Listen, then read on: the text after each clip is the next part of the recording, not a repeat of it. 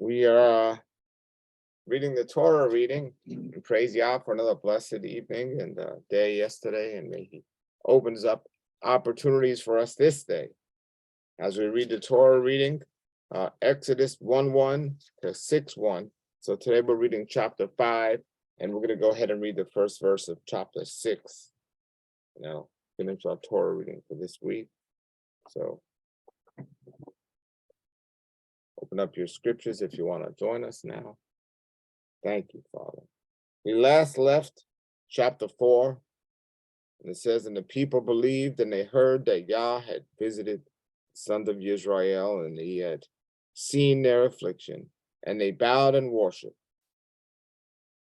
It says Moses did the signs before the people, and the people were convinced. But in the renewed covenant, it says that having faith without seeing is a true evidence of faith. Here, the people had to see the signs Moses did for them to believe. But at least they still acknowledge that after seeing the signs, where so many people today will ignore it, even though they see the signs. So the people's hearts were turned by the evidence of what they seen. And that's where we left off. And now we're going to be here in chapter 5 of the book of Exodus, verse 1. And afterward, Moses and Aaron came and said to Pharaoh,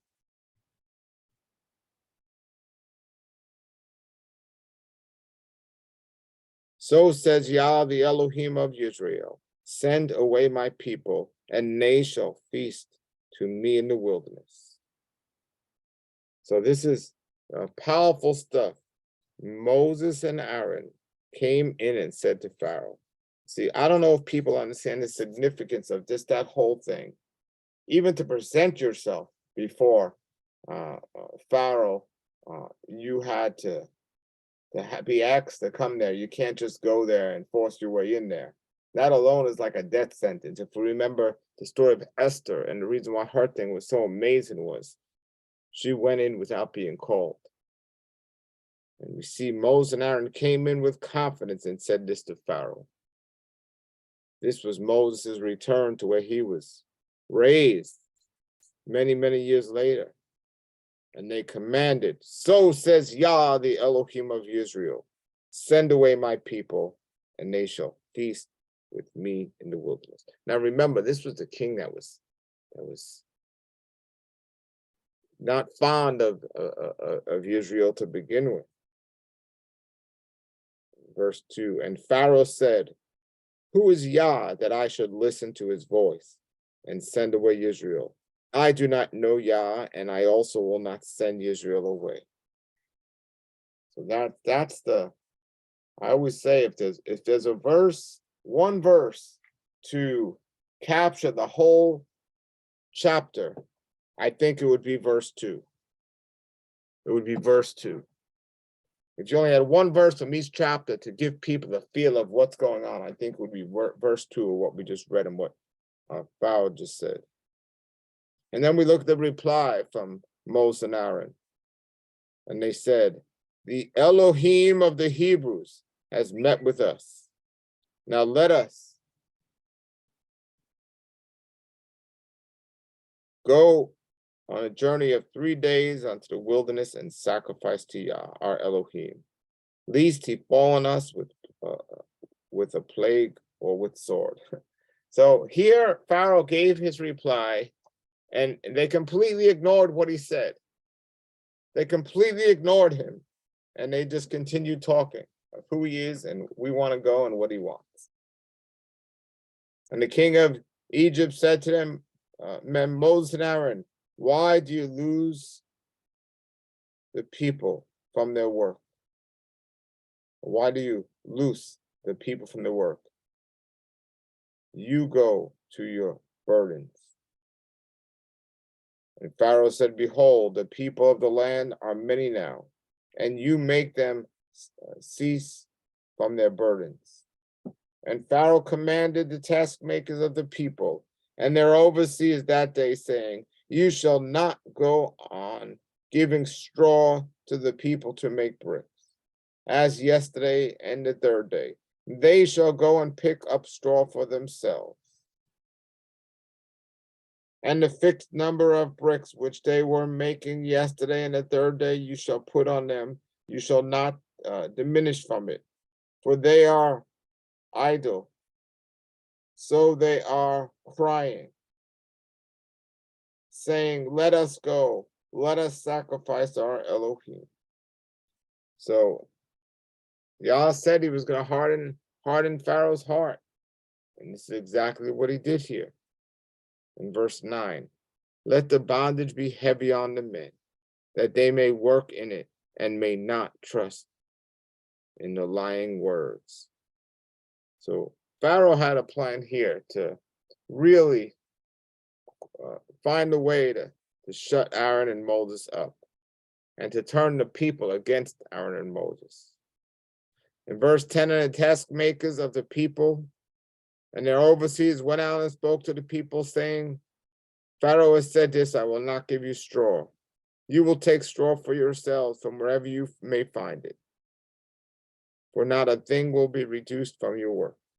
And the people scattered in all the land of Egypt to pick up stubble for straw.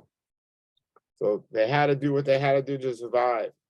And this was about survival. This wasn't about, well, you didn't do a good job, go home, and you're not going to get paid. Their life was on the line. If they didn't do their job, they would have been beat up bad. And the task makers were demanding, saying, finish your work. The matter of the day, in its day, when there was straw. And the overseers of the sons of Israel were beaten. Those whose taskmakers of Pharaoh, who had put over them, saying, why have you not finished your appointed task to make bricks as a day ago and a day before, both yesterday and today? And the overseers of the sons of Israel came in and cried to Pharaoh, saying, why do you do this way to your slaves? No straw is given to your slaves. And they are saying to us, make bricks. And behold, your slaves are beaten, but your people are at fault.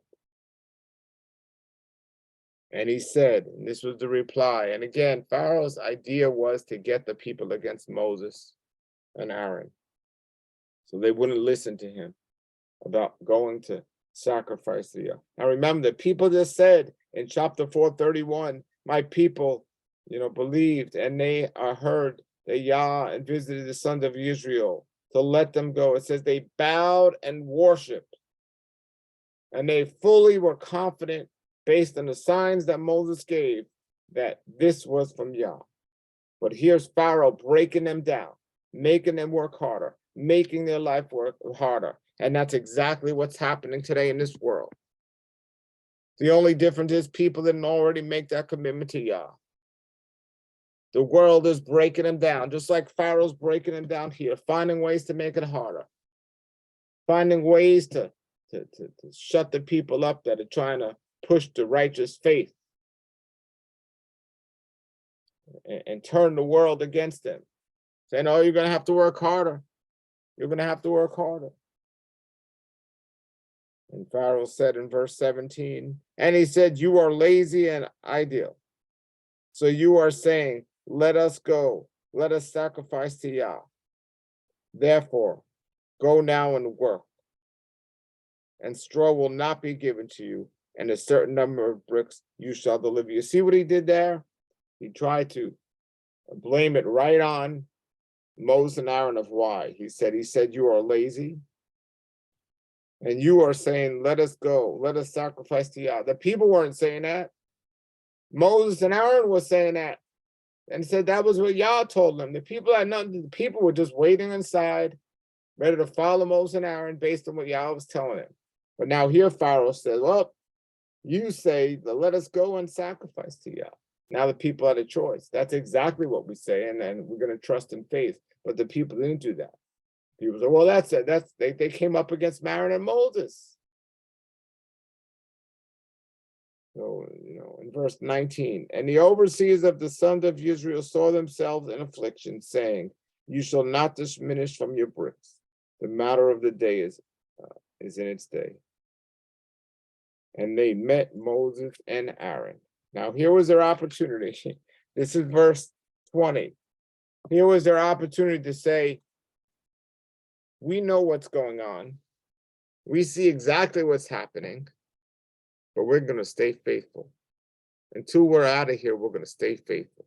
And we know if we keep pressing Pharaoh and praying to Yah, he'll make that happen. But they didn't say that at all. They came, it says here, they met with Moses in verse 20 and Aaron, standing to meet them when they came from Pharaoh. And they said to them, may Yah look on you and judge you, who have made our odor to stink in Pharaoh's eyes, and the eyes of the servants to give you a sword in their hands to kill us. So this showed the heart of the people and the lack of their understanding for Yah. Moses was never the one speaking to Pharaoh on the behalf of Moses. The words that came out of Aaron's mouth were strictly from Yah. So the people weren't coming against Moses and Aaron here. They were coming against Yah. And how dare they say, may Yah look down and judge them. Yah, they didn't do anything Yah didn't tell them to do. And Moses returned to Yah and said, Yah, why have you done evil to this people? Why then have you sent me? But Moses was confused. He thought this was going to be an easy task. Oh, we'll show this sign to the people. They'll believe. We'll go to Pharaoh. Pharaoh will set us free. It's all good. But that's not the way Yah's working here. And he's questioning Yah. Why even send me if this isn't going to happen? And since I came to Pharaoh to speak in your name, he has done evil to this people. And you did not certainly deliver your people. Now, Yah promised he'd deliver the people. He didn't say when or how. But Moses was confused and frustrated here. And we're going to go to read chapter 6, verse 1, because that's where the Torah ending reads. And Yah said to Moses, again, Yahweh and Moses, continuously speaking. Yah said to Moses, now you will see what I will do to Pharaoh. For he will send them away with a strong hand. He will drive them out from his hand with a strong hand. So, the next Torah reading is going to be powerful as well, but that was Yah's reply, but there's more to his reply, which we'll read here. But Yah said to Moses, you will see what I do to Pharaoh. Trust it. That's it. You're going to see what I'm going to do. Don't worry about it. Don't worry about it. And that's what I tell people out there that are being oppressed out there today. Don't worry about it. Yah's going to take care of your situation. Just watch and see. Trust. Don't be like the people choosing sides and coming against. No. Trust Yah. Wait on him and see what happens. Hallelujah. Hallelujah. You all have a blessed day out there. And we've read the Torah reading now. So when Shabbat comes, you'll have a better reading or idea of it. Yahweh be with you all this day and always. Thank you. And shalom, shalom.